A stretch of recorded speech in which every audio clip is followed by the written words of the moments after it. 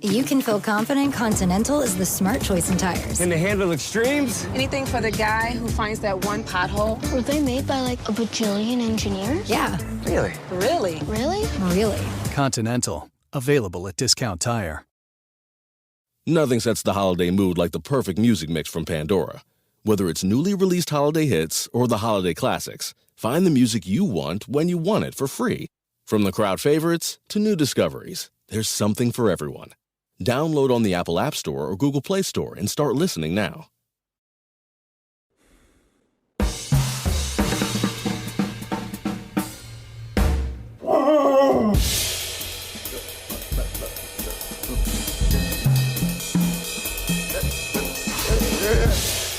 Ladies and gentlemen, Can I please have your attention? Can you dig it?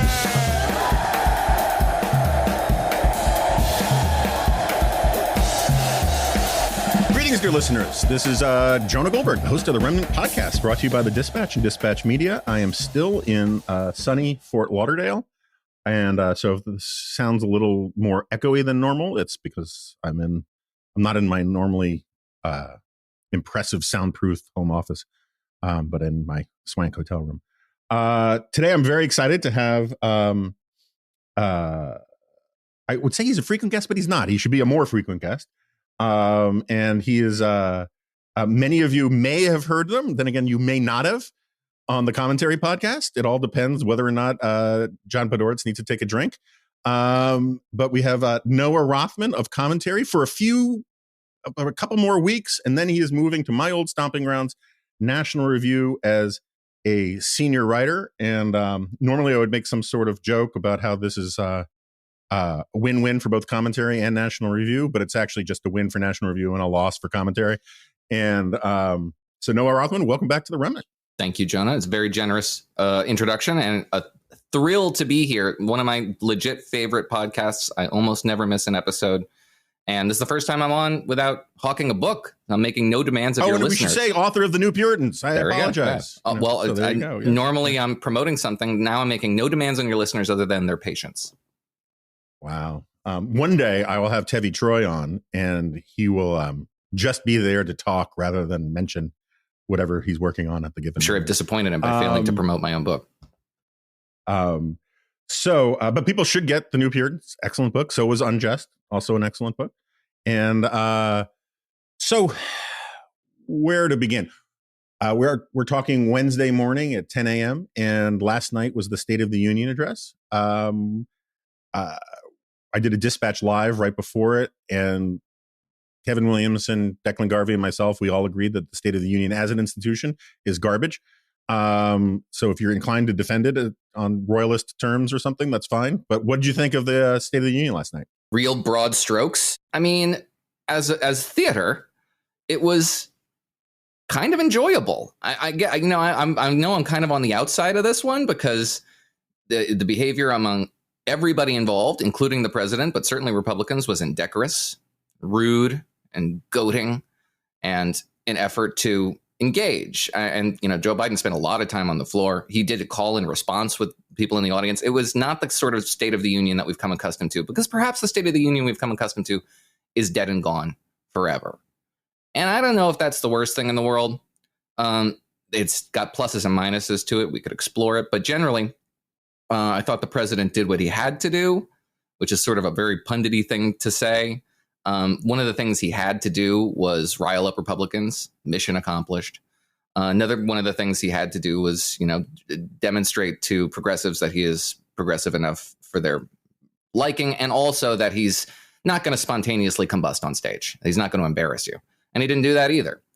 He annoyed me to a great degree with a lot of what were you could only charitably describe as shading the truth on a lot of issues, and making a variety of statements that sort of ignore the history, the legislative history of how we got to where we are, and blaming Republicans for it. All that being said, it was a spectacle, but it wasn't a spectacle that really offended me in the way that I think a lot of people are offended by it. I think it's probably just the natural evolution of our politics, and something you said a lot, which is that the House is sort of supposed to be a lively body, and boy, is this lively. And I don't think we're going back to the way it was before, at least for a while. We have kind of a 19th century feel to the atmospherics in Congress these days. Yeah, I mean, I'm kind of with you. I'm of two minds about this. On the one hand, I have deep sunk costs in my hatred of the State of the Union address, psychologically and politically. So, like, I don't want to all of a sudden say, what the hell? I love the State of the Union address now. But since we're not going to get rid of it, right, which we should go back to people writing letters, presidents writing letters, but that's not going to happen. Be careful what you wish for there. Yeah. I mean, because there was this thing, Josh Triregal, I can never pronounce his name. He's writing in the New York Times. He's like, you got to gussy up the State of the Union address. And John Harwood, reacting to that piece, was because he was saying, it's got to be a multimedia spectacle violating House rules. It's got to have screens. You have the Secretary of State beaming in from Kyiv, and the whole administration is on display, and make it a show. Kill me. And that would violate House rules. But John Harwood said, okay, well, let's go back to the tradition of sending in this cursory, perfunctory constitutional obligation, and then do the show. And I absolutely can see that happening. I can totally see that happening. Yeah, well, I joked on CNN the other day when they were talking about whether or not he would mention the balloon. I said, you guys got it all wrong. Not only is he going to mention the balloon, he's going to come in on a balloon. And which actually would have been kind of awesome. But no, one of my peeves, and I believe one of yours as well, is that the way both parties operate now is that they think we live in a parliamentary democracy, and we don't, right? We're just not set up for one.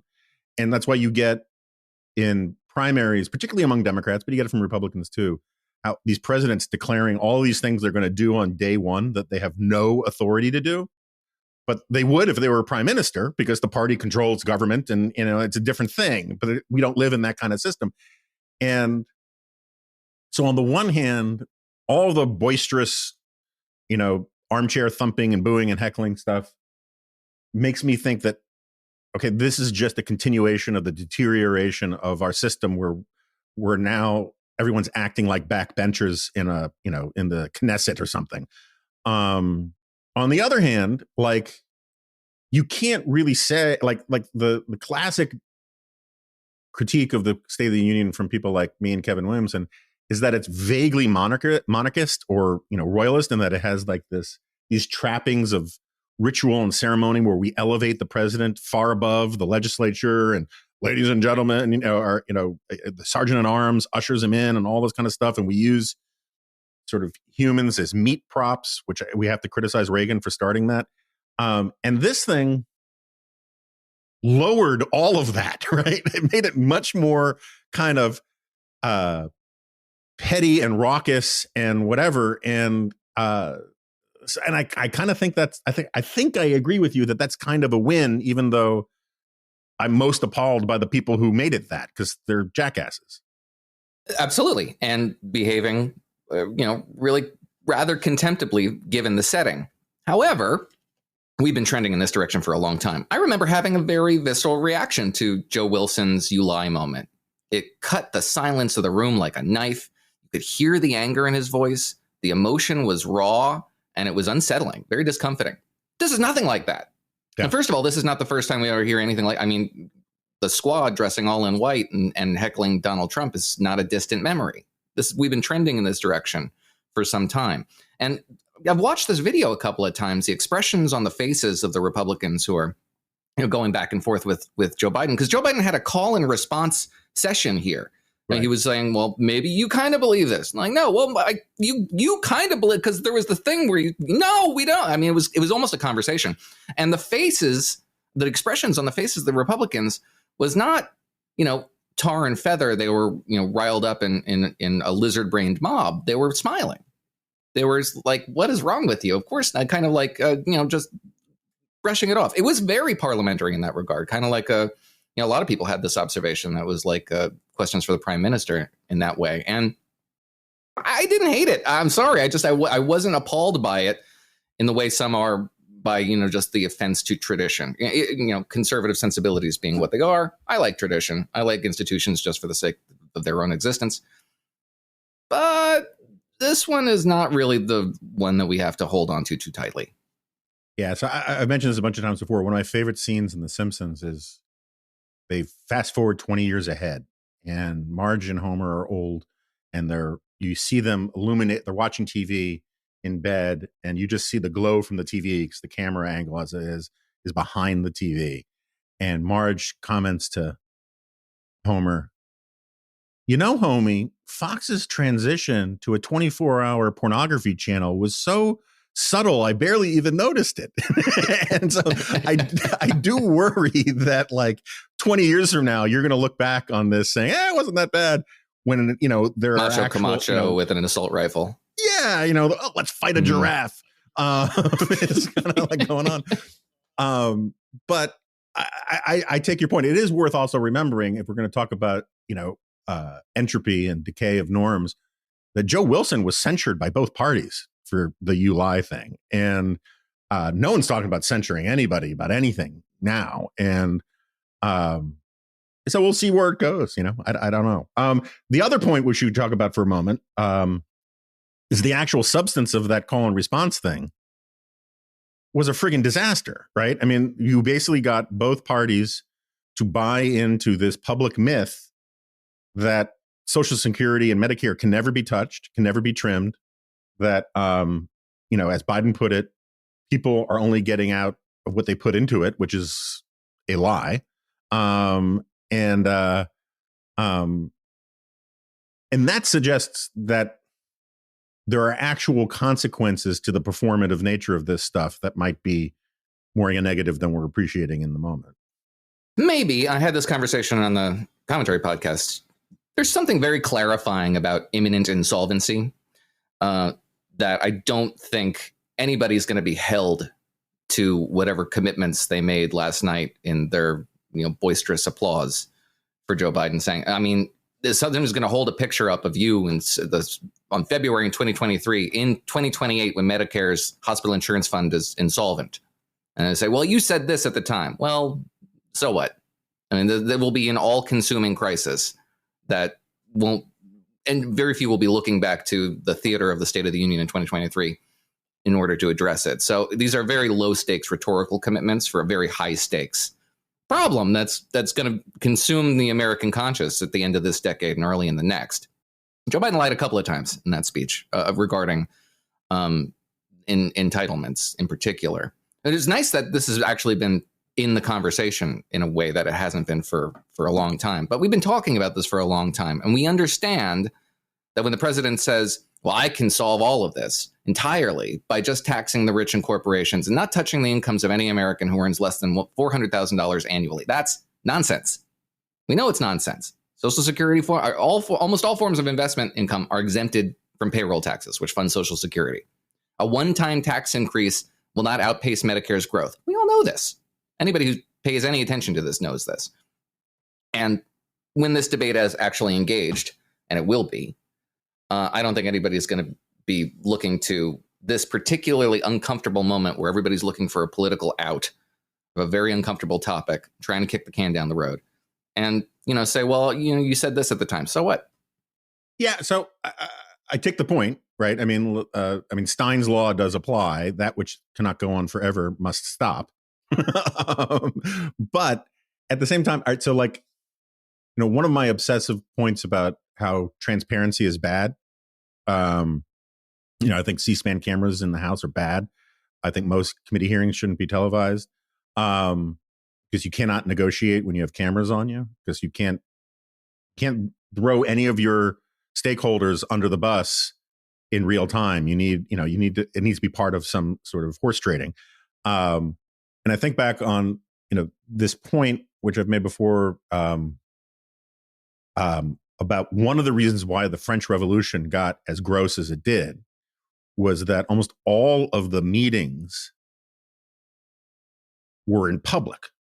And so you had people performing for the audience, responding to jeers, becoming more radical as they sort of fed off of the responses from the peanut gallery. And if you take the sort of Paul Ryan position that all of these things are less painful to fix if you start earlier, then having the party basically have to go through at least one more election now before anybody can entertain the idea of doing something about any of these programs just makes that eventual comeuppance that you're right about more painful, right? Like if you could do something a little reasonable, a little painful now, that would spare you doing something much more painful 5 years from now. And so I do think that this trend is not healthy in that sense, in that it causes the parties to institutionally buy into positions that they may know are wrong, but it just makes them more difficult to get off of wrong. Yeah, no, precisely. I mean, 2028 isn't far. That actually is a presidential election year, which means whoever wins in 2024, congratulations. You're going to have a full plate, and it's not going to be fun. I'm thinking back to 2011 and the negotiations over the debt ceiling then, and the super committee and the Simpson-Bowles committee. And the idea behind all that, as I remember it, was the trigger for sequestration was that it would be so stupid. It was designed to be the stupidest possible solution to this problem. So dumb that no one in their right mind could ever allow that to happen. You would absolutely want to negotiate smart cuts, smart tax increases, something targeted, so that all of your ox aren't gored. And then they let it happen anyway, because it had to happen. I mean, it's like it's the rifle on the set wall that has to fire in the third act. If you introduce this really stupid thing into the national discussion, it has to happen. It has to fire. And I can imagine something very similar happening when we come around to the debate over Medicare's hospital insurance fund and the prospect of 20% cuts across the board. Whereas this is a hard and fast deadline, assuming the trajectory doesn't change. There's no inputs. Maybe we spend a little bit more. Maybe there's another crisis. Anything can change the trajectory of the trustees' forecasts. And I can absolutely imagine a scenario in which, we have maybe a blue ribbon commission, something that, something outside so that nobody has their fingerprints on whatever the solution ultimately is, and sort of a backstop, like a Simpson-Bowles style, sequestration that ultimately gets us to 15% cuts. And nobody likes it, but it happens anyway. And everybody blames everybody else for it. And then we set up for the same thing happening in Social Security. The idea here that we're going to restore solvency to these things, to me, seems like the least likely option. Yeah, I mean, it reminds me of, and this is a bit of a non sequitur, but and this is a very macabre, and I don't think it's a good thing, and all these kinds of things, but just as an actuarial matter, I was kind of surprised. We had more than 1 million excess deaths, right? We had 1 million deaths from COVID, but we had a lot of excess deaths in this country, and because of the pandemic.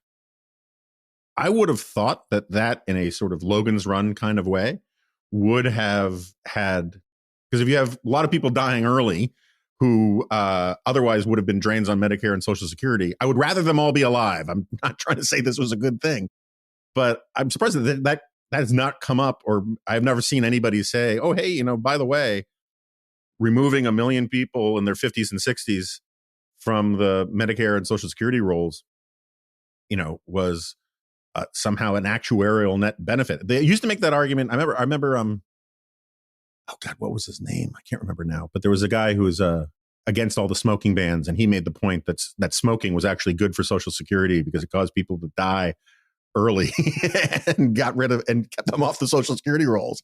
But anyway, you don't have to condemn me for that thought or anything. It's not your thought. Wanted to get it out of my head. We'll condemn the other guy. It's performance review season, and if you're an HR leader, it's probably not your favorite time of year. The stress, the nagging. But if you used 15.5, you'd be dreading performance reviews less, nagging managers less, stressing less. Because 15.5 all but does performance reviews for you, with weekly check-ins and ongoing goal tracking. So at the end of the year, performance reviews are done in an instant, with way more fairness and accuracy. Learn more at 15.5.com. Nothing sets the holiday mood like the perfect music mix from Pandora. Whether it's newly released holiday hits or the holiday classics, find the music you want when you want it for free. From the crowd favorites to new discoveries, there's something for everyone. Download on the Apple App Store or Google Play Store and start listening now. So, all right. So Rich Lowry said last night on Twitter, and I think he's right about this, that, and I'm just paraphrasing, that as good or bad as some people might think Biden's performance was, the simple fact is that you watch that guy and you don't think to yourself, yeah, this is a guy who can keep doing this job through the age of 86. And I do think that's right. I mean, there is a certain kind of, remember that old feeling when you listen to George W. Bush talk and you had that feeling like you missed a step on the stairs in the dark and you didn't know if you were going to land, like you were just so scared he wasn't going to stick the landing of his sentences, that you kind of lost track of what he was saying. That's how I feel watching Biden. I worry, like he elicits a very humanitarian feeling in me that like any second now he could say something crazy or he could get lost and invite cruel barbs against him. How do you think he looks as a candidate for 2024, given his age? I don't think there's any way to explain the gushing from the press. I have not seen reporters, media figures, presidential speechwriters all uniformly gush the way they gushed in 7 years since the Obama era. And I don't think that's explicable other than the fact that the bar was set so low and Joe Biden didn't burst into flames that he beat their expectations. We had a preview of the speech in the New York Times where speechwriters were saying, well, in order to make sure that Joe Biden presents himself in the manner we want him to, you got to write really short declaratory statements, got to avoid polysyllabic words that he can mispronounce, like Ukrainian, where he said Iranian, and a variety of, like, the bar was set very low. He certainly exceeded expectations insofar as he didn't fall on his face. And I think that's probably all Democrats need in order to convince themselves to avoid the chaos of abdication, the uncertainty and frankly, the political terror, having to confront the political terror of a primary fight between a lot of candidates that in the back of their minds, they don't really think could beat Trump. Joe Biden's the only one who's ever done it. So by giving them that kind of assurances, I think he probably did himself some political favors insofar as there's very little appetite now after the 2022 midterms having beat expectations. So I think he probably managed to reassure the people who need reassurance in that regard. Obviously, deterioration happens at its own pace. Cognitive degeneration can go slowly at times and then progress really rapidly. So we don't know what we're going to see in the near future. But everybody's self-assured this morning that Joe Biden did exactly what he had to do, played Republicans like a fiddle, turned them into his puppets, contrasted himself very well, behaved adroitly, and demonstrated no cognitive failures. I think everybody's very satisfied with his performance this morning. And as he's only got one more of these things to do before 2024, a lot of people, I think you've said that, that there's no playbook now because he spent the 2020 campaign in the basement. They can run some of that. They can run a low-key re-election campaign. It would be not something we've been familiar with for the last, 40 years, but it's not historically atypical to have a muted re-election campaign. Can be done. I think it's the only strategy they can play, really. Yeah, no, like a front porch style campaign. I mean, front porch style campaign. Yeah, I mean, basement campaign. One of the first pieces I wrote after Biden got elected was on how he should be like Eisenhower, right? Eisenhower really didn't get in the trenches on day-to-day politics stuff, and a lot of liberal historians are mad at him about that because he didn't jump in on the McCarthy stuff until fairly late. But what Eisenhower did was very smart. He knew he was popular with Democrats too, right? The Democrats wanted him for their nominee as well. And he just was like America's grandpa. And every now and then he came out and said, what is all that noise out here? And cut it out. And then went back in his study. And he worked very hard behind the scenes. But he understood that like the public, he had sort of a George Washington attitude. He wanted to be president for everybody, and that meant not picking little sides. And I think one of Biden's biggest mistakes has been to not do that. Right? Is all that unity stuff only works as if you sound like you're a unifier, and he hasn't really done that. Karen Finney, who I'm on CNN with constantly now, she makes the point that it's actually smart politics because that stuff that he does about the ultra MAGA super now rib for your pleasure MAGA stuff actually peels off 5 to 10% of moderate Republicans who agree with him on that. And that is additive to his coalition. That may be true. There may be numbers that support that. But maybe calling Republicans crazy doesn't work unless they're actually crazy. I mean, they're observably nuts. And Republicans help in that regard. Oh, of course. Yeah, no, you can't you can run the basement campaign so long as Republicans are out there, screaming about the mice in their shoes. They make the case against themselves. Joe Biden wouldn't have to make the case against Republicans in that regard. If they nominate somebody who's takes the party in a different direction, and it would have to be a new head of the party to do that, then that strategy doesn't work. Then you actually have to make the case for yourselves. Okay, I want some, this is not just rank punditry, it's rank criminology. I want your best guess, and I stipulated it's a guess. Who and what is behind all of the long knife stories about Kamala Harris? Is it, and what is the point of them? I don't mean why the reporters are writing them, although that's fine for speculation too. I mean, why are all these Democrats giving the quotes necessary to write these pieces about how she's blown an opportunity, she couldn't win an election? Is this the vaunted Buttigieg machine working its will behind the scenes? Is this the Biden people trying to get her to drop off the ticket? Is this the Biden people signaling, this is my preferred theory, signaling, look, if you think I can step down and Kamala can fill my shoes, you're crazy. She can't beat Trump. I can. But it is weird how all of these stories are coming out right now. And I was wondering if you have a theory about them. That's a very interesting question, and one I can't say I've devoted a ton of thought to as to who's doing the backbiting here. And I again, as it's just a guess, because I don't know if there is a vaunted Buttigieg machine, if there is a machine, and I haven't experienced any vaunting. But it would probably have to come from the president, people around the president. And probably in the if there was some sort of a catalyzing event, we don't know about it. There might have been. There might have been something that set off the West Wing to a degree that they said, well, we got to cut the legs out from under Kamala Harris, which they've been doing, by the way, since she became vice president. Her portfolio is a series of unresolvable features of the universe. Like, you have to fix voting rights. You have to determine whether the root causes of migration to the United States and address them.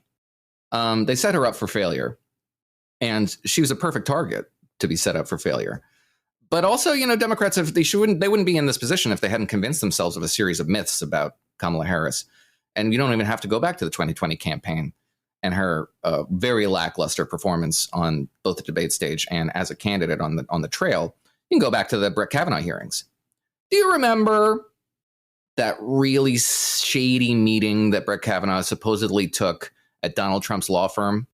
Me neither. You know why? Nobody ever can't circle back to that one. She just sort of let that thread lapse. It was like an episode of Lost, where you're teasing that one. That's going to show up somewhere down the line, and a lot of Democrats really took the bait on that. So, oh man, when we get the final, the end of this tease, it's going to be so good, and it never came.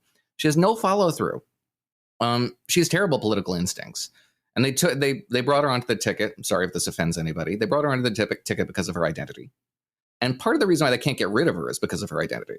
And all those stories, they talk about how, well, there's going to be a lot of very important pressure groups and constituent groups who are going to push back on the president trying to sideline Kamala Harris. So what can they do? They can neutralize her, keep her in her position, but neutralize her.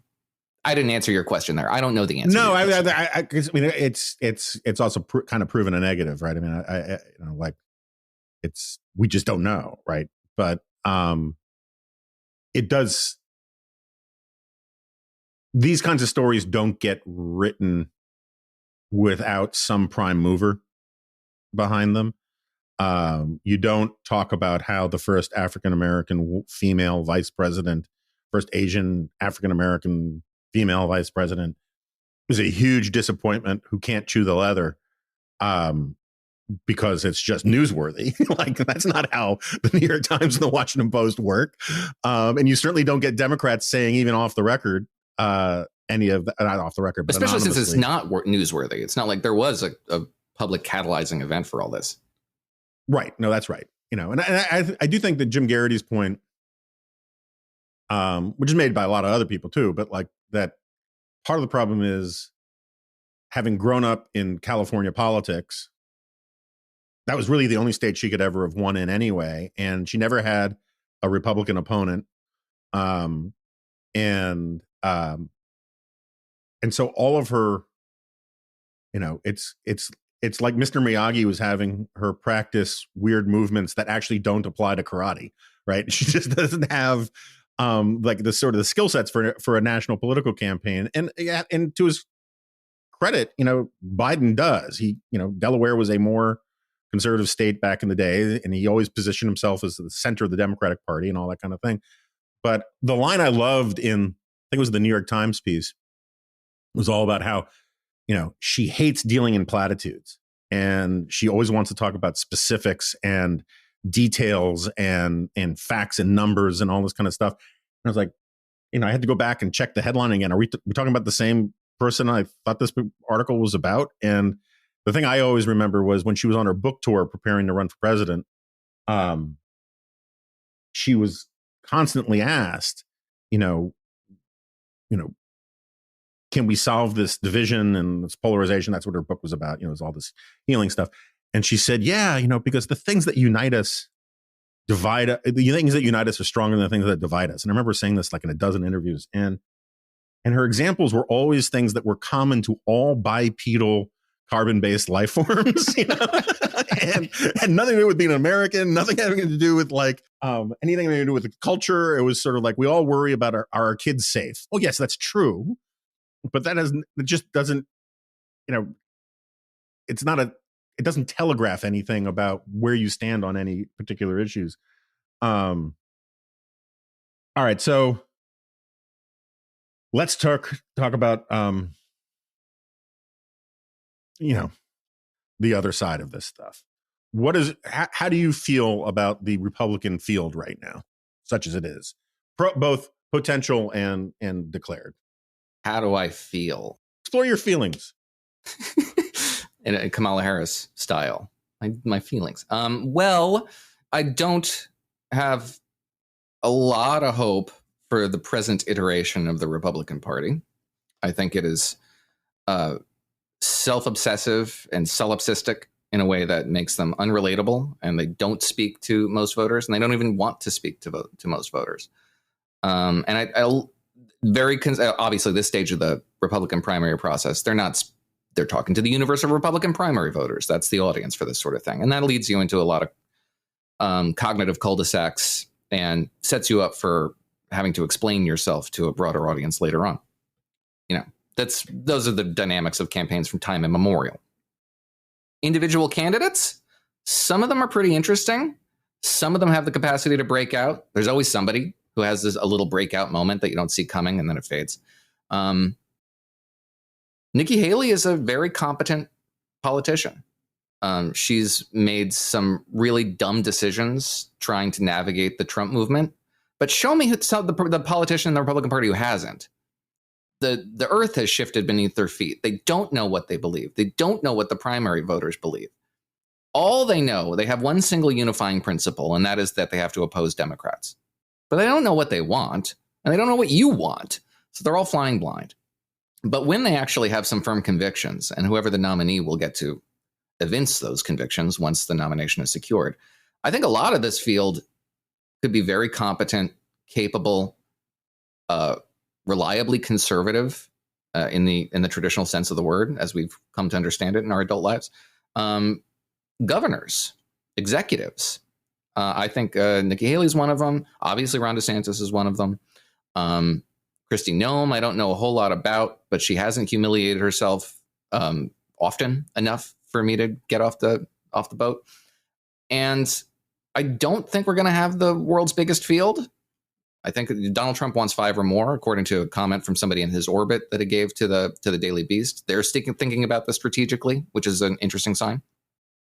And I don't think we're going to have many more than 5, probably 5, but maybe a couple of more. And all of them will present a pretty strong contrast with Donald Trump insofar as, at the very least, they won't be accusing their opponents of drugging and raping children, which is something apparently that Donald Trump is fielding, just testing out that little messaging strategy in regards to Ron DeSantis. They can't embarrass themselves like Donald Trump can. It's just physically impossible. So I'm cautiously optimistic about the Republican field. They can blow themselves up in any number of ways, but they've a lot of them who are expressed interests. Asa Hutchinson, Mike Pompeo, Larry Hogan. I hope all of them decide against this little flight of fancy of theirs, but maybe they won't. Regardless, they all have better records, conservative, reliable records on Donald Trump than Donald Trump. And the president is the former president, 45th president, is running against his record in a lot of ways that makes their jobs easier. Donald Trump is running as the peace candidate, and everybody else wants World War III, even though, a lot of these people executed his foreign policy, first of all, and he was the guy who ordered 2 strikes on Syrian chemical facilities, who ordered a strike on an Iranian asset in Iraq. He's running as the guy who wants to protect entitlements. Well, he signed into law a tax code that dropped the corporate tax rate from 35 to 21%, and a supply side reform that he articulated as a supply side reform. He wants to go after Ron DeSantis for the vaccine, but what he's doing is going after him for pursuing the Trump administration's policies with just too much gusto. It was his own Secretary of Human Health and Human Services, Alex Azar, who said when they were trying to create incentives for places like Walgreens and CVS to go into long-term care facilities and vaccinate the elderly, is that our goal is to, quote, get COVID-19 vaccines as convenient as getting the flu shot for the elderly, for seniors. So all these guys are going to say we're better stewards of your policy than you are in some way or shape or form, maybe not that confrontational. And so they get to take ownership of Donald Trump's record, which he's abdicating, while also being more attractive stewards of Republican politics. The Republican Party under Donald Trump has not been a great steward of your interests if your interests are getting Republicans elected and seeing Republican, conservative, right-leaning reforms enacted into policy. So I'm cautiously optimistic. There's been this little boomlet recently of, Donald Trump's stronger than you might think he is. And he's no pushover, but he's very vulnerable and he behaves very vulnerable. Just thinking about this strategically, like, oh, we need to split the field, we need to recreate the 2016 conditions, which they can't do, is an interesting window into the thinking at Mar-a-Lago. They might be flailing a little bit. I want to get back to that in a second, but since the State of the Union was last night, we should address Sarah Huckabee's response. And I have to say, last night, I thought it was a very good response on her terms, right? Which is not to say that it was good for the Republican Party, not to say that I liked the dour, funereal, quasi, pre-apocalyptic tone of it. But responding to the State of the Union is one of, it's just above assistant crack whore in like world's worst jobs. So that's a Saturday Night Live reference.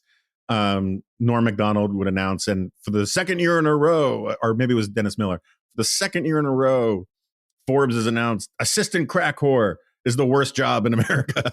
Something like that. But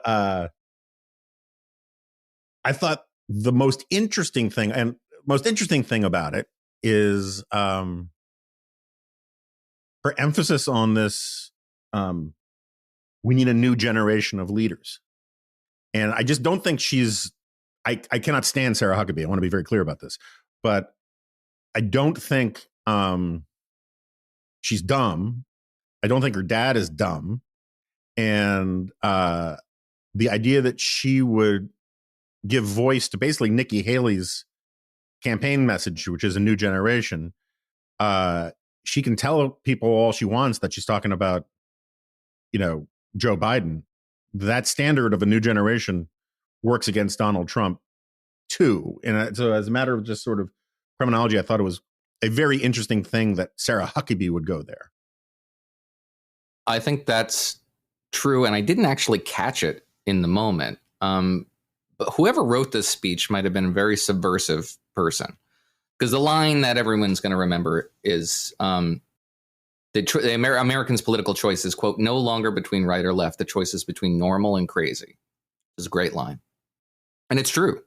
She's the wrong messenger for it, but yeah, it's a great line. Absolutely the wrong messenger for it, because the choice is between normal and crazy on both the right and the left. This is something that cuts against Republicans. It's a double-edged sword. It cuts against Republicans too. And as we saw in 2022, when voters executed with surgical precision, with the precision of a guided munition, took out election deniers, which is very much what they did in 2020 when they targeted Donald Trump with leaving the most of the Republican Party intact until the election denial stuff took over.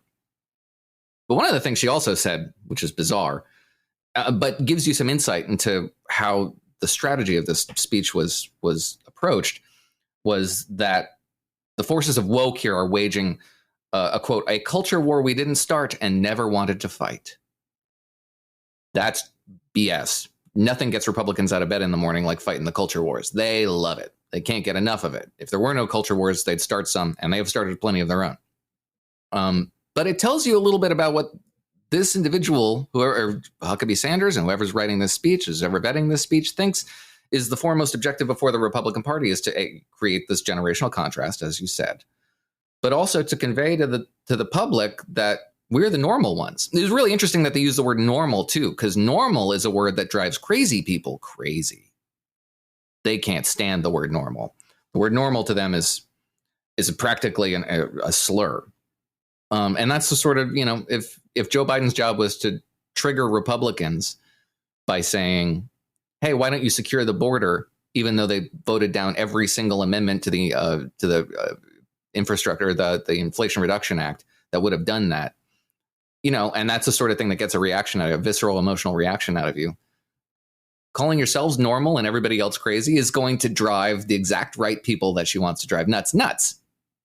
And this has been negative partisanship is the most powerful physical force in our politics these days. And if the idea is to contrast yourself against a crazy group, then driving them as crazy as possible is the objective. Democrats have perfected it. It's about time Republicans kind of got in the game there too. But they have a lot of self-policing to do, which will make that a harder challenge than I think they think. Sarah Huckabee Sanders spent a lot of time talking about herself in a conspicuous manner. Maybe she has higher aspirations. She's only been there a month. I'm sure she does have higher aspirations. But it was weird to make her as though she was, the avatar of the post-Trump Republican movement. I thought maybe they're, because State of the Union's responses are so notoriously awful and very difficult to do. Tim Scott did a good job. And there was this one Democratic Republican governor who delivered it from a diner where there were all these people around him that were kind of props. And everybody hated it, but I loved it. I thought it was great. Regardless, it was kind of like maybe they're offering up Donald Trump's press secretary as a ritual sacrifice here. Voters, we heard you. Here are your demands. We give this to you. But she did an all right job. And if the idea here is to marry the MAGA movement insofar as they can with a more conventional Republican demeanor, then I think they did a pretty good job. The old school conservatism they do lapse into it occasionally when they're uncomfortable, like the rediscovery of fiscal conservatism and the rediscovery of the unity of the Reagan era around anti-communism is just sort of an appeal to some sort of a psychological comfort zone. And it's interesting that that's where they go. Yeah, no, I think that's fair. I mean, we should be clear both about the State of the Union and the response to it. They don't really matter. right? I mean, as much as my criticisms about locking in on the entitlement stuff, I guarantee you this time next year, you could ask a lot of real political junkies, do you remember who gave the response last year? And you'll get an answer rate around 50% correct, from people. It's just not, and like no State of the Union has ever like enduringly moved polls on anything. So it's just, again, it's performative, but it's sort of like my old boss, Ben Wattenberg, would always defend party platforms because he would say, look, yeah, they don't matter that much, but they also tell you what the party wants you to think it thinks about things, right? And that's instructive, even if it has no binding power and doesn't actually move voters and all that kind of stuff. It gives you an insight into the collective consciousness of an organization or an institution. Similarly, I thought Sarah Huckabee's thing was an interesting bellwether, for want of a better, or indicator about where a certain segment of the Republican Party's head is at. And I'm very curious to see if we get any reporting about whether Trump was happy with it or angry with it, because she never mentioned his name. She told a story that was basically about working with Trump, but didn't mention Trump. And that Trump was sitting there saying, when is she going to, when is she going to endorse me? So that'll be interesting, because that will give you another sign about whether or not this was coordinated with Trump world or whether this is a distancing thing from Trump world. And we just don't know. I don't think we just don't know. The fact that the Republican National Committee or the party doesn't even have the courtesy to write down what they believe, in part because they don't know what you believe, is a sign of the degree to which the identity crisis that's afflicting the party is so paralyzing. And that's the best friends that Democrats have, is that Republicans don't know what they believe, don't know what they want, and don't know what they want to do in government. All they know is they want power. And then Joe Biden gets to lead them by the nose into, well, we'll never touch entitlements. And obviously that's going to come back to bite you in 4 to 8 years. But they don't feel like they're going to pay any consequences for it, because they don't think there's anybody on their side who's willing to police them. There's very few people on the loudest voices on the right who are saying, well, we want XYZ policy. Even if it's policy I don't necessarily want. They're very vague about their policy preferences. What they want is confrontation. And then to a certain degree, they didn't even get that from Sarah Huckabee Sanders last night, which is interesting. I mean, she did go after the woke mob that has captured Joe Biden's administration. She set her targets fairly well, but it wasn't bombastic. It wasn't the kind of, the false bravado that is currency on social media and that so many public figures mirror for some reason or another. I don't see what they get out of it, but people seem to appreciate that sort of WWE dialogue. But we didn't get a lot of that from Sarah Huckabee Sanders. It was a very interesting speech in that regard, insofar as it was written to appeal to a broader base of the electorate, finally and at long last, that makes majorities, that wins elections. Maybe we'll see more of that. I don't want to hold out hope, but it was a good sign. Nothing sets the holiday mood like the perfect music mix from Pandora. Whether it's newly released holiday hits or the holiday classics, find the music you want when you want it for free. From the crowd favorites to new discoveries, there's something for everyone. Download on the Apple App Store or Google Play Store and start listening now. I want to segue, but maybe this is the way to do it.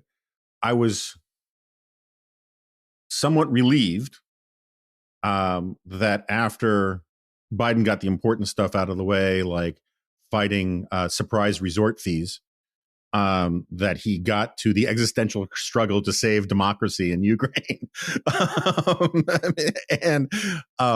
It was, this is like I could not, again, it was micro-targeting the way, and I think surprise resort fees are bad, right? And all that kind of stuff, but it's like Uncle Leo giving the State of the Union address.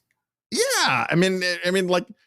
Like at least there was a cultural valence to Bill Clinton's school uniform stuff, right? in Midnight Basketball, there was a certain amount of symbolism about where the culture was. This was just like, we've gun focus groups of middle class, upper middle class families in the suburbs of these three key swing states, and they're very mad about surprise resort fees. So let's make sure we get that in there. And it doesn't speak to any sort of ideological or cultural commitments whatsoever. And like, you would kind of think that some of the more serious, to the extent you can use such a phrase, some of the more serious sort of Marxist types would be like, what a tool of late capitalism this guy is, that he is like using this time to fight for resort fee, transparency. But he did get to Ukraine. And do you think he did what he needed to do there? And how do you feel generally about our stick-to-itiveness on this front? No, I don't think he did what he had to do there. It was very bizarre. The Ukraine stuff and the China stuff, both of which were almost afterthoughts. First, let me get to the China stuff, because that actually dovetails with the Ukraine stuff. He took a victory lap on the balloon. Now, if you go to the transcript and Control F balloon, you won't find it. But he opens the China segment of this speech, which was very brief, by saying, quote, "Before I came into office, the story was about how the People's Republic of China was increasing its power and America was failing in the world. Not anymore." And he talked about how we're building alliances and our innovation and we're modernizing our military. And quote, "As we made clear last week, if China threatens our sovereignty, we will act to protect our sovereignty." And we did. Applause erupt in the whole hall. It was a victory lap, but it was a defeat. We apparently have an epidemic of Chinese surveillance apparatuses entering our atmosphere that we only retroactively understand them to be surveillance vehicles. This one, 2 of them, across the breadth of America's continental defenses, descended to an observable altitude by accident. All of which, to apparently test and provoke and see what our response was. And you take a victory lap around it, the same thing he did with Ukraine, where it's very triumphalist. Became what we did to do. What did we come to do? Deliver 20 long-range missile rockets, rocket guided artillery? Did we come to deliver 10 M1 Abrams tanks when they can be manufactured a year from now? Do we think that the job is done? It's very strange. The job of this president, and he's going to be president for another 2 more years, should be to see this conflict through in Europe, insofar as we can, to assist Ukraine in its defense to the point at which Russia makes a sober, rational calculation to cut its losses, and to prepare the United States for the potential for a conflict in the Indo-Pacific, which a lot of his brass are warning about, that it's imminent in this decade. So the job is to steel Americans' resolve to meet these challenges in the future, not to take a victory lap around the idea that at the very least, we've recognized them as challenges. That's the easiest part. It was discordant to me. No, I agree with that. The only place I give him a little on the China stuff, I got nothing to defend him for. Save for the bloodthirsty neoconservative in me was very happy that we're celebrating blowing things out of the sky. At least we're back to, we can all get around that one. I'm not sure we needed to use a Sidewinder missile. It seems to me like just a machine gun might have done the trick, but whatever. I've been listening to the commentary podcast, and which all week or for 7 days or whatever has been a minion discussing with Talmudic detail the balloon. I find it all interesting, but I think the part of the problem is that they're just a bunch of unknown unknowns, and there are a few known unknowns, and it is entirely possible that the balloon was an accident on China's part, at least that we saw it, right? Given that we didn't see the first 3. Possibly. I'm sorry, I'm interrupting you. But then there was also the one that went over Central America and down through Colombia, which also descended to 55,000 feet when they should be cruising at 80 to 100. So 2 simultaneous accidents around the breadth of America's continental defenses. But again, it could entirely be just to maintain the cover story, but the sacking of the meteorological commissar of China is interesting to me. I mean, like, talk about a guy who's like vacation plans have been ruined. Kind of reminds me, there's an agency in the UN that is supposed to deal with when we finally make contact with intelligent extraterrestrials. And it's like the most boring job in the world until one Wednesday afternoon at 2:13, where you get a call and you're like, holy crap, where's the memo? What do I do? And similarly, like, it's entirely possible to me that this was some kind of screw up. I don't know what, right? Or it's also entirely possible to me that it wasn't, and this was all deliberate. And in some ways, it kind of doesn't matter. I feel a little bit like, Fred Thompson on the deck of my battleship saying, this is going to get out of hand and people are going to die. Like this is kind of a Sputnik kind of moment. Whether it deserves to be or not is kind of irrelevant at this point, because the American people are pissed off about this giant floating middle finger that went over America. And we kind of needed a Sputnik-y kind of moment anyway, because we need to take China more seriously. So I'm interested in the real story. I think the Biden administration has completely screwed up the comms and messaging on this thing in all sorts of ways that were easily avoidable. But at the same time, I just don't know, right? And I'm it's one of these things I'm just willing to withhold some final judgments on some of this stuff until we find out. Where I was going to say that I cut Biden some slack on the Ukraine stuff is that he had one explanation that I found persuasive to a certain extent about why we haven't sent more stuff right away, why we have to do this piecemeal and all that kind of thing. And his argument was, look, if we gave everything, if we just emptied the larder and gave the Ukrainians everything right away, it would split the NATO alliance. And I think that is totally fair. And it doesn't, no shame accrues to Biden for being careful about that. Shame accrues to people like the Germans and the French for being pains in the ass about Ukraine and forcing Biden to have to be more careful about keeping the alliance together. And I sometimes wonder if those kinds of considerations are also at play domestically in ways that I can't completely appreciate. Because on the whole, I agree we should have sent more and better and faster. But he's done better than I would have anticipated him doing. And he certainly did better than the Obama administration did, which basically is to blame for the crappy situation that we're in now to begin with. I think a lot of that's certainly fair. And one of the frustrations I have with critics of America's support for Ukraine's territorial defense is that they elide the existence of NATO from their arguments because it hopelessly complicates them. Because of the alliance structure, because of keeping the alliance together. It's not just we have these reluctant powers in Western Europe and in Turkey, but we have these really gung-ho powers on the frontier, the Baltic states, Poland, to a lesser degree, Romania and Bulgaria, that would freelance in the absence of prima inter pares, dictating terms here, which would introduce infinitely more potential for a conflagration. So, that's Biden's foremost challenge, and I'm sympathetic toward it, and I understand it. At the same time, we're negotiating with ourselves to a degree that precludes Europe.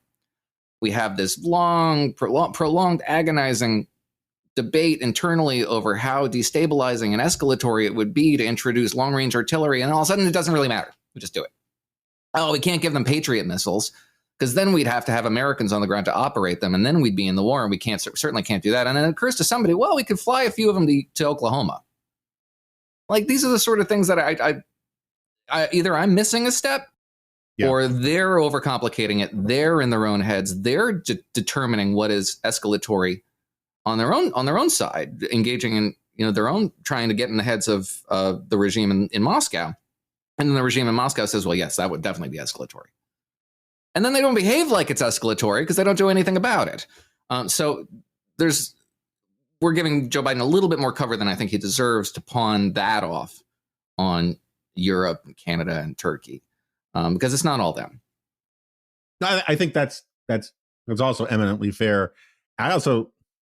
This idea that I don't know what is left on this escalatory argument anymore, because if you actually look at what Russia is saying to its own citizens, they're already saying they're in an all-out war with NATO, right? There's no way Ukrainians could do this to us. We're at war with NATO. They're starting to feed propaganda that they've killed NATO troops, and so we could send them 1,000 Abrams. It's not like rhetorically they can say, okay, now we're really at war with NATO.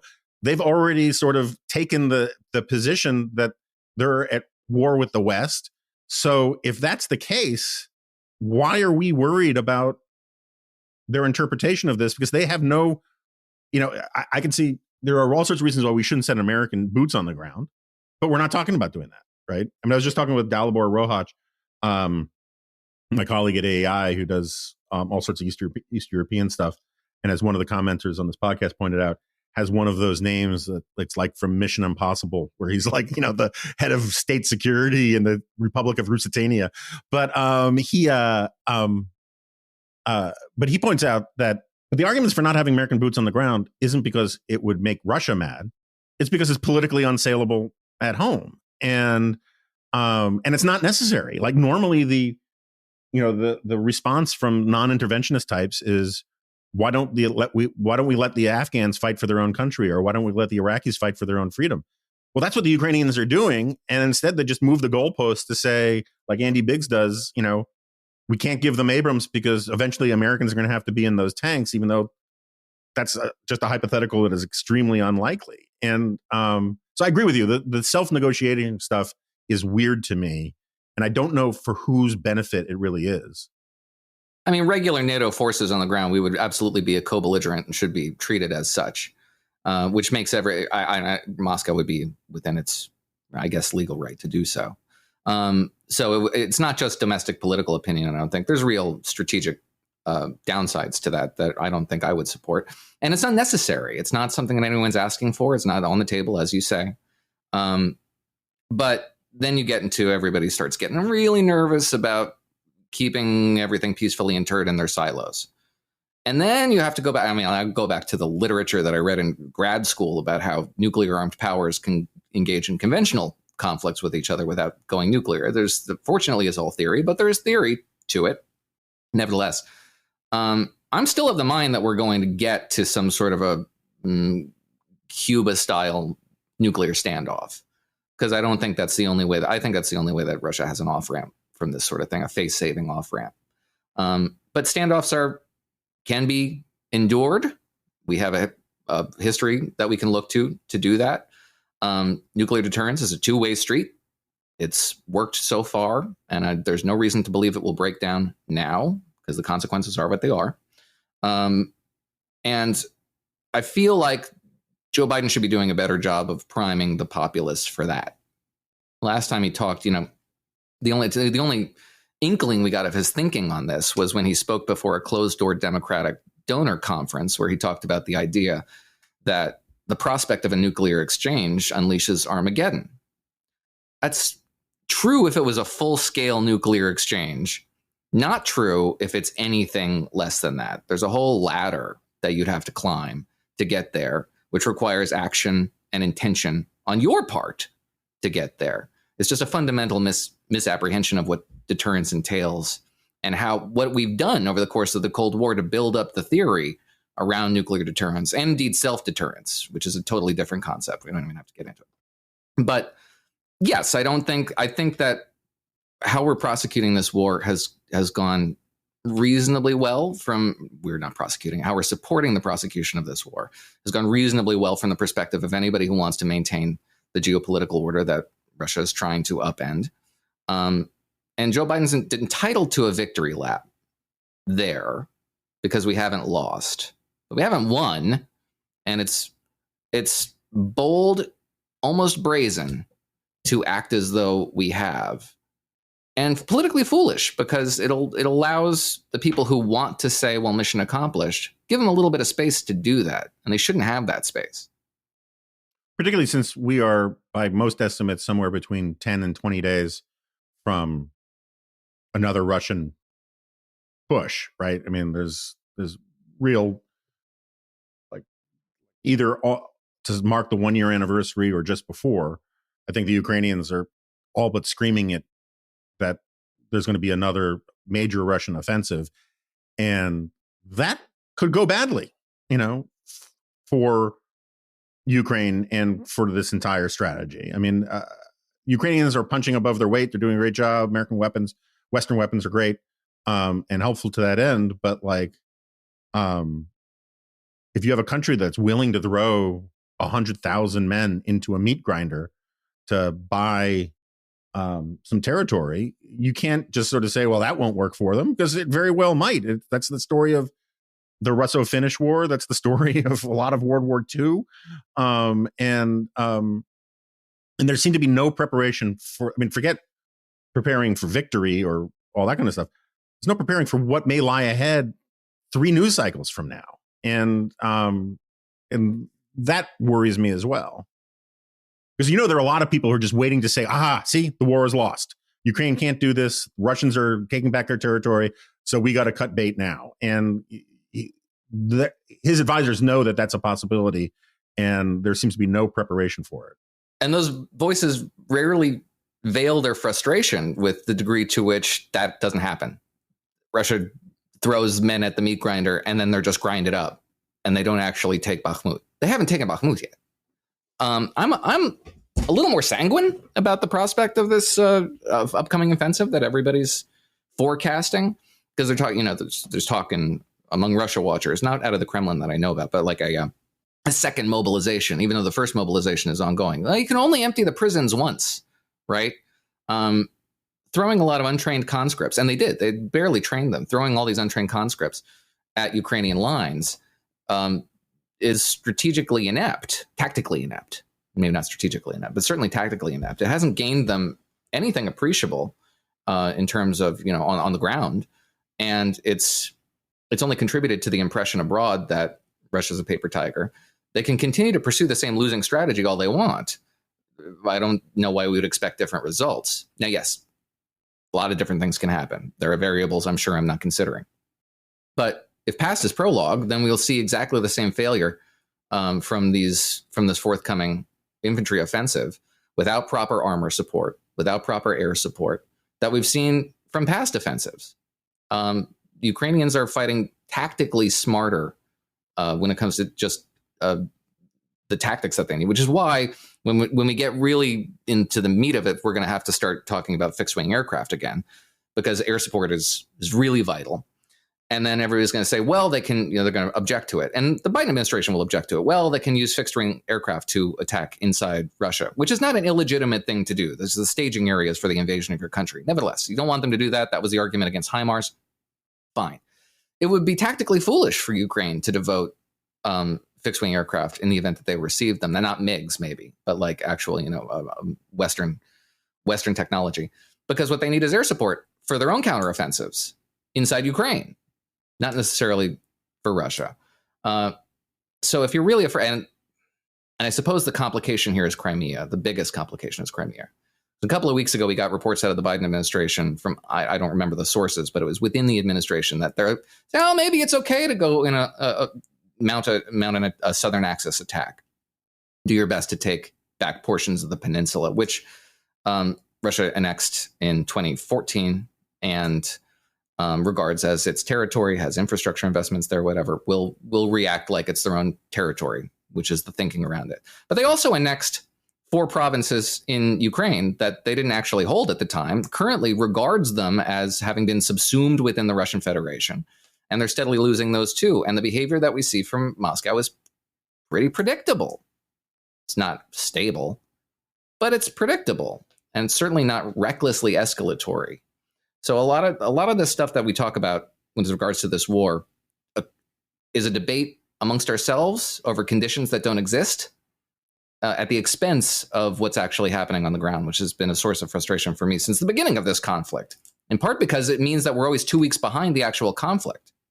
We talk about whatever happened 2 weeks ago and how we have to respond to that, rather than where the positions are, the fluid positions are on the ground now. And they're so fluid, they're so shifting, that nobody knows what the end of this war is going to look like, because nobody knows what the battle space looks like. Nobody knows what the leverage the other side has. You can't have that kind of a negotiation until you're pretty much settled into a really firm assumption about what they have, what you can get, what you can't get, and then you go to the negotiating table. Nobody knows that yet. In fact, it seems to be the West's primary objective right now to avoid what is sort of forming around Bakhmut, which is this entrenched positions, a line of contact that is stable enough to be the basis for a negotiated settlement to this war, which is how this war is going to end, unless you're of the very hopeful mind that Russia ceases to exist in its current iteration or the Putin regime dissolves. There will be a negotiated settlement to this war. And the idea here for the West is to ensure that Kyiv has the most advantageous negotiating position possible. And there's going to be a lot more fighting before we get anywhere close to that. So I agree with most, if not all of that, except for one thing. I certainly agree. I wrote about this last week. I talked about this with Dalibor. The frustrating thing about this debate in America is it's almost entirely about facts that aren't at play, hypotheticals, a lot of whataboutism nonsense, that it's very, very frustrating. It's one of the reasons why I love the Telegraph podcast, because like every day they have, reports from facts on the ground about what the situation actually is. And so where I do disagree with you a little bit, potentially, it's not so much that I disagree with you. I would not be as sanguine as you are. And also, I don't like the word sanguine because it's one of these words like sanction that kind of means itself. It means one thing and its opposite and drives me crazy, like flammable and inflammable. And I'm never sure if I'm using it correctly. But I'm not upbeat about the coming offensive, as upbeat as you are, as hopeful as you are about it, because I was just listening the other day.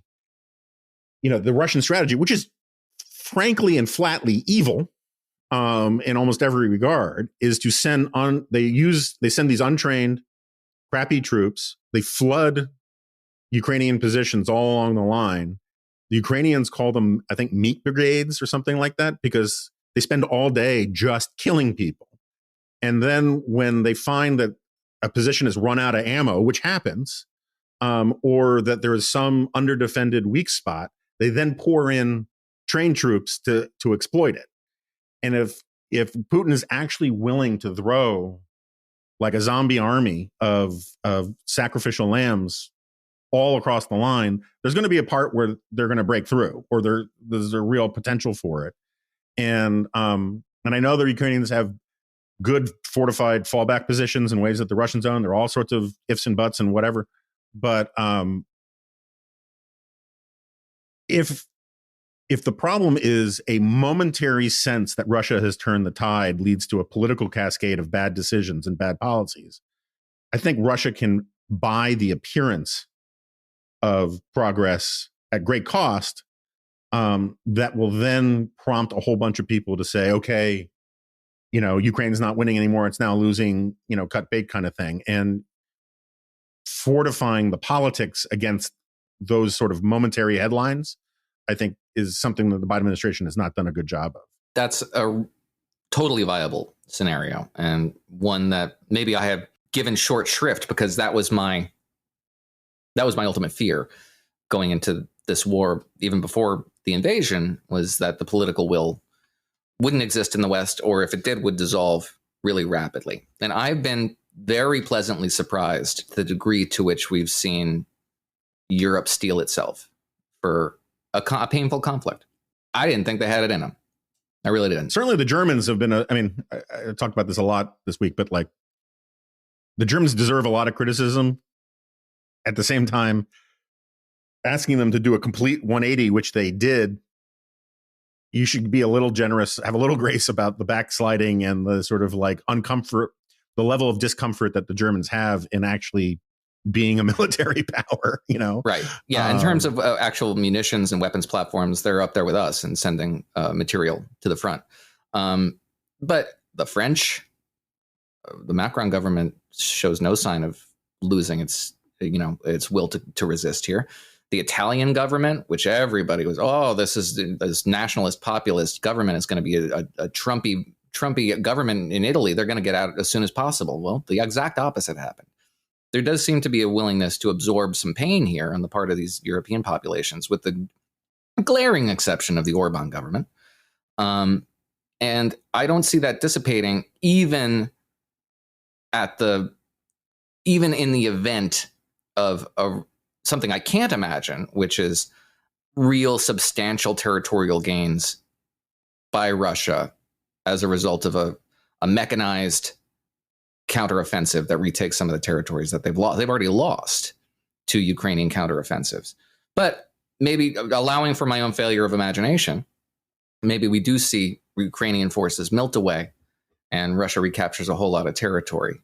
There will certainly be a lot of very loud voices, particularly here, that we're familiar with, that will be saying, look, this is a losing cause. It's taking our eye off the ball in Asia Pacific, which I don't think any of them mean. I think they view this conflict through a domestic lens, and they see people who support it and they don't like them, so they don't like it either, which also goes for the left, by the way. There's a whole lot of resistance types who have never had a thought about Russia's geostrategic permanent interests in the near abroad, who are suddenly very gung-ho about what we have to do here. So there's a lot of partisan talk there.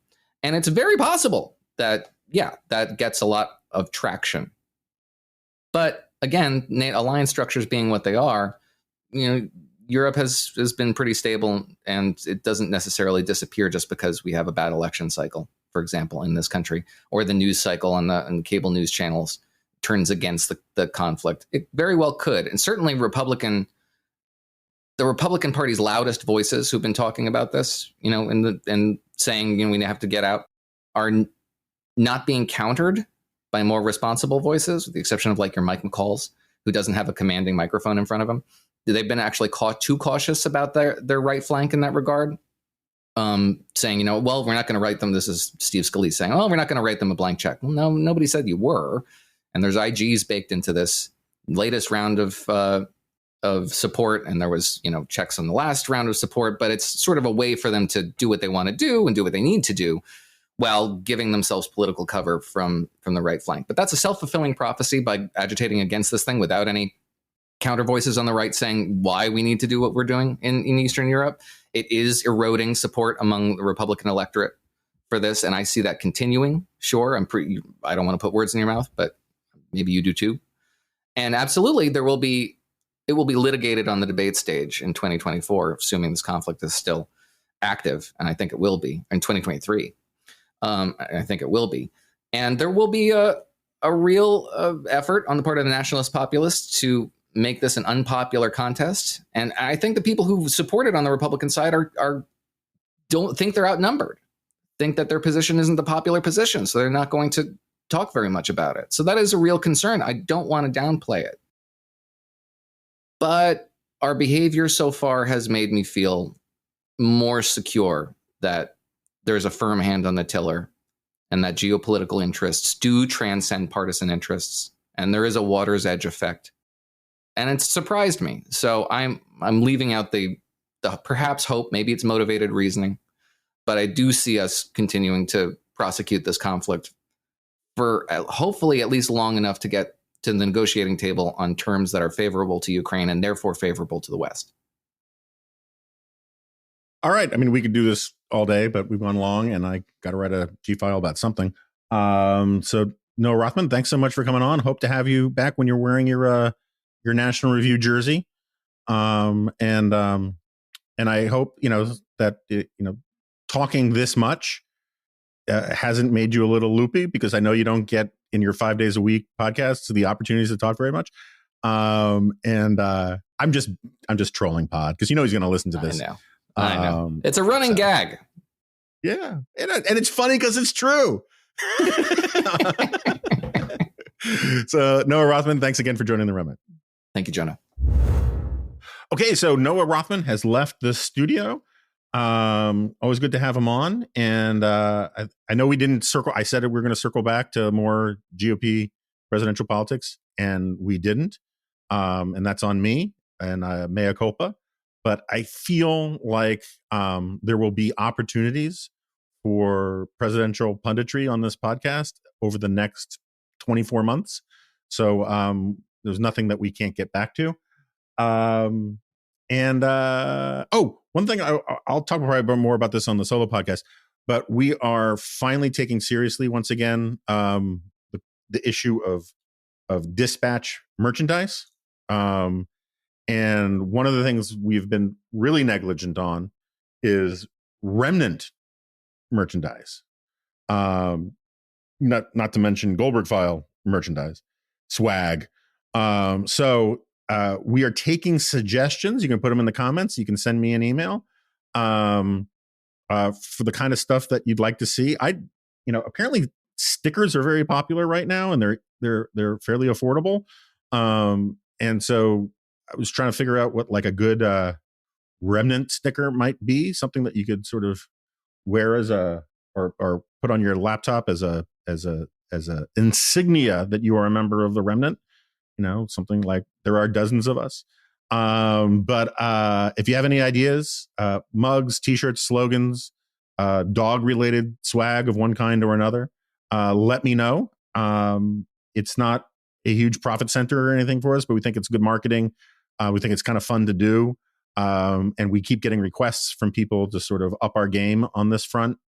So like one place that actually has really great swag is the Econ Talk podcast. My wife actually got me an Econ Talk hat. Look around at other places that you think do this kind of thing tastefully and stylishly and say you guys should do something like this. That would be great. And other than that, thanks for listening, and I will see you next time. No, you won't. This is a podcast.